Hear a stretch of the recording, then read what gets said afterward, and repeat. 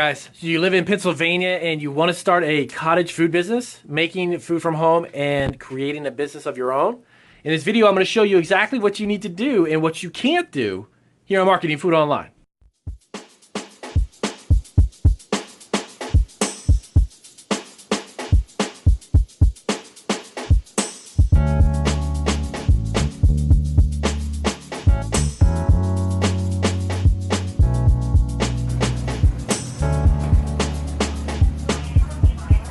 Videotape with my new phone, acting like a kid. Let me do it. Hey guys, it's Damien from Marketing Food Online, and I hope again you guys are having a great day. I look probably a little bit tired because it's like about 6 o'clock in the morning. But I wanted to put together this video specifically cottage food business in Pennsylvania. So if you're looking to create a food business from home in Pennsylvania, one of the great things about Pennsylvania is that it's one of the most flexible states and one of the best states in the U.S. to actually start a cottage food business. And I'm going to go over a handful of the rules and regulations and what you can and can't make. And of course, this video is going to be about 10-15 minutes long. So to encompass the amount of information I need to give you, I'm actually going to put those links down below. And I'll give you some opportunity to take an opportunity to go over to the website itself and read up a little bit more about it. It'll be some government websites for the state of Pennsylvania, which will spell out in even more detail of exactly what you can and can't do. I'm going to go through.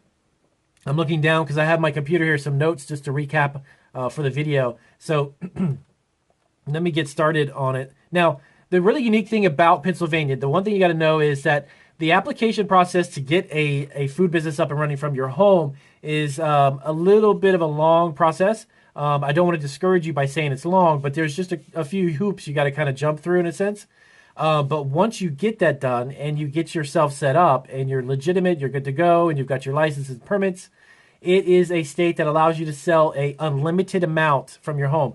There is no regulation or limit on the dollar amount that you can sell. And what's great about Pennsylvania is that you have a ton of different venues, different places, different avenues to sell your food product, unlike a lot of other states which are very restrictive. So it's very, very exciting if you are in Pennsylvania and maybe you're looking to make some extra money, start a business on the side, and then let that grow. It's a great way to start a food business, and it's one of the best states to do that in. So let me get right into it. So really quick, unlike other states, you got to know that Pennsylvania has a lot of similar regulations and its similarities when in regards to commercially processed food products, as well as homemade food products. So what I mean by that is that what you can make, the different types of products is so vast and the variety is so big. The unlimited amount of sales, like I just mentioned, a lot of those things are what normally commercial facilities are used to, but they have that type of allowance in a home setting, which is fantastic. To get started, you got to understand it's known as a limited food establishment, is what they call that in Pennsylvania. Okay, so once you apply for it, and I'll go into the application process in just a minute, to register, it's around $35 to $40, and that's annually, which is very inexpensive. But once you're registered, there's a lot of, I guess you could say, a lot of freedom in having different types of food products made from home. Not very restrictive on many of the aspects when you first start. So some of the type of selling venues, some of the different places that you can actually sell to or sell from are restaurants. You can sell to home. You can sell directly from your home, of course, if you're okay with people coming to the home and picking up food.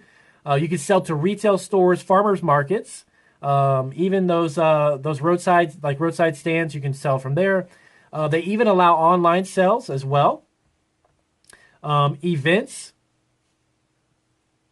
and mail order is actually something else that's also allowed as well. So that has a lot of different avenues, man. It opens it up. I wish I don't actually live in Pennsylvania, but I wish I did whenever I first started. That'd be great. But there's just a lot of different avenues that you can sell from and sell to, right? So some of the foods that you can make, and this list is a partial list because it's so extensive. I'm not going to go into every single type of food item, but there's a variety of breads, candies, very popular like condiments. If you're into making salsas or chutneys, certain types of nut butters, or if you're into oils, mustards, pickles, sauces and syrups, honeys even. There is a few guidelines in regards to acidic foods. picklings and different types like that, relishes and things of that sort, you will have to submit those to have the pH levels and your processes analyzed. Those that have to be sent out. So that is something that you do have to do for those types of foods. When it comes to honey, there's also a separate type of application, and I'll get into that in a minute. If you wanted to produce a honey product, so there's only just a couple of things that you kind of have to just have double checked, making sure that the processes are safe and the pH levels are safe. Aside from that, as I mentioned before, the breads it's a variety: cookies and cakes, donuts, brownies, tortillas, scones, biscuits, and bagels even. So all of these things can be made from home. So to give you an idea, if you had a great bagel recipe and you can produce it in a large quantity, getting them into local stores or even into a retail store, if a cafe or a restaurant that serves breakfast, that's a great way from your home to actually sell and distribute those bagels and bread items to local cafes. So that's a great way to build up if you're into baking or if you're into bread making or those types of products. You can get them into local markets and then grow your business locally into something that's even bigger. So when it comes to carbonated drinks, even it says that you can do carbonated drinks and juices. Now, when it comes to the carbonated drink side of it, some of those will be, again, something that you'll have to have sent out and tested as far as the acidity is concerned and your process to make them. And again, I'll have all these little links down in the description, and you can check out those government websites for the specific information on those processes to get acidic foods and other items out. Now, one of the really cool things about Pennsylvania, and I was going through some information about their home-based food business, is that a lot of states don't allow you to create beef jerky and dried meat jerkies from home. It's just something that you have to normally do in a commercial facility. Pennsylvania is really unique in the fact that it does allow those. Of course, when you fill out the application, and I'm getting to that in a moment, but when you fill out the application, you've got to let the state know what type of food you're going to be making. So telling them that, potentially meat jerkies or beef jerkies of some kind, different type of jerkies, dried meats, you got to express it. You got to show that on the application. So they got to be aware of what you're making, kind of like giving them a menu of what you're going to be producing. Okay. Now, the other thing that was really interesting, but this would also fall again in the line of submitting approval to get a review on it because it has an acid and it's a preserve, is going to be the different types of preserves. So as I mentioned before, like chutneys, marmalades, fruit butters, jams and jellies, applesauce even, if you're into doing some type of applesauce or flavored varieties of applesauce, that is also something that you can do. But again, those will fall in the line of having to submit those processes and recipes and to have the pH levels checked.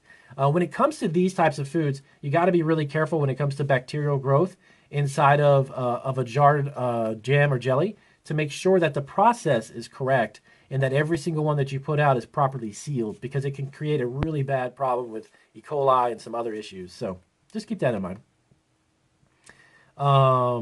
All right, so then as we go on, so there are some, of course, restrictions. During the time that you're utilizing the kitchen for commercial purpose or utilizing the kitchen for production of the food product under the cottage food law, you want to make sure that if you have any pets, you don't want to have them, of course, around in the kitchen while you're producing these products. You don't want that. Any type of other activities that is traditionally like home or domestic activities, if you're making breakfast or dinners for your family and you want to start producing a food product that's under the cottage food law, you want to kind of not intertwine the two. You want to keep those activities separate. You want to schedule yourself out so you're producing that product that's going to be sold aside from or separate to what you do every day. You know what I mean? So you don't want to be scrambling some eggs for your kids and making some jams and jellies on the side. That's just not. I wouldn't recommend that even if it wasn't legal. I would just definitely not do that. So the other thing is keeping children out of the kitchen or keeping other people away from the kitchen unless they're employees or somebody helping you with the process. You don't want to have just a bunch of people walking around. Of course, even with that's why I always have my hat on, is because I do these videos from our facility. So I want to make sure that my hair is always up. You want to make sure those things are always away. So if you have kids running around and they don't have their hair covered, hair and stuff like that could get into the food. It just becomes a really kind of a gross situation, actually. So, all right. So now into the business aspect of it. So, if you're wanting to do this, you have to submit, of course, an application. Okay. And it has to know what types of food products that you're going to produce in the business. You have certain products that must be tested, as I mentioned before, in a lab to determine its safety Okay, when it comes to, like I mentioned about the preserves and the jams and jellies, those types of things have to be sent away. You want to make sure that you have them tested, and that's all part of the process. So they'll walk you through it. They're going to show you the application, and you're going to see that that is something that you have to submit above and beyond the other traditional permits and licenses. So some of the things that the food establishments will complete, and they what they call it is, if I remember right, it was a plan review application. So it's a plan application. So what you want to do is kind of spell out for the state what it is you're going to produce, how you're going to make it, the places you want to sell it to. They're going to cover all these different aspects in the application, and they want to know kind of like everything from the beginning to the end sale of the product. Everything that happens in the middle, they got to understand that. Okay. Some of the notes I made here were so what methods would be used in producing the food products, including your packaging. How are you packaging it? The equipment that you're going to use. Where exactly will you be selling the product? Through what type of venues? Are you going to sell just to local restaurants? Are you going to go to farmers markets? That type of thing. So that would need to be kind of spelled out for them. Now, and like I said before, all of this information, it sounds kind of long, but it's really not. Once you get the application done and you push through all that, you have a huge, huge variety of things with an unlimited amount of sales, and it's just amazing. Pennsylvania is really supportive of cottage food business. Now, you're also going to have what they'll do is they'll have an official call you, and then they'll create a schedule to come out and inspect the home kitchen itself, and they're going to take a look at how you do everything, take a look at how clean it is, how it's set up, and then how you're going to move forward with it. Okay. Now, when you're producing a product, of course, and let's say you're going to retail stores, you may potentially, the retail store may ask you to have a UPC code, a barcode, and that's normal, okay? What you need to do is there's a specific way to label the product since it's being produced in a home kitchen and not necessarily in a commercial kitchen. Kind of like the basic information, and it's kind of a normal thing, I would say, across the board, is allergens when it comes to the address and the business name. You know, they want to know where does the specific address of where it's produced. And the reason for that is that if somebody were to buy a product and they got sick or they got ill, they would want to know where is that coming from, because there could be a potential that maybe you made a jam or jelly and it wasn't sealed properly and someone got sick due to bacteria.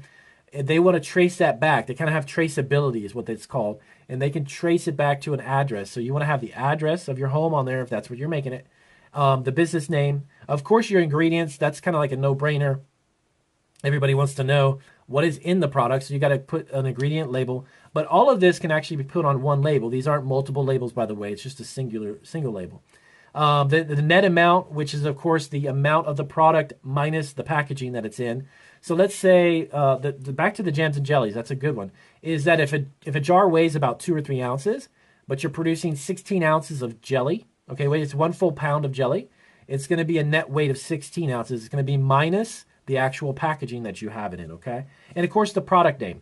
If it's Sarah's Fabulous Jellies, you need to have that on there, and also express what flavor. If it's grape or a grape or raspberry, that has to be on the label as well. And again, this stuff is very simple. Once you establish this, once you get these labels made up, if you're printing your own labels, I've got my printer here. We do all of our label printing here in the facility. If you're doing yours from your home, that's the same thing. Once you create the label in the system, you've got it in your computer, you can simply just press the button and reprint it over and over. So you're not having to make it every single time. So in regards to all the information, there's a little bit more, of course, there's a lot more specific information that'll be on the websites. And again, like I mentioned, they'll be in the description below. But that's kind of the gist of what you can and can't make. And of course, where you can make it, and kind of some of the hoops that you got to jump through to get started in Pennsylvania. So again, if you're wanting to create a food business in Pennsylvania, you are in one of the best states to do it in. It's pretty amazing what they allow you to do just out of your home. And it's a great way to take that recipe that everybody keeps telling you about and then bringing it to the entire state, or even just selling it to other places, getting it in retail stores or even into restaurants or cafes, coffee shops, whatever it may be. So with that being said, I want to wrap it up. I appreciate you guys taking time to watch. And if you're in Pennsylvania, definitely look into starting a food business from home. It can be quite lucrative. You can make a lot of money, and there's really limited amount of money. They don't limit at all, and there's a ton that you can do with it. So If the video was helpful as always, I appreciate a big thumbs up. And if you have anyone, friends or family that know that they want to start a food business, let them know about our channel, let them know about our videos. And I'll see you guys on the next video or the next podcast. Take care.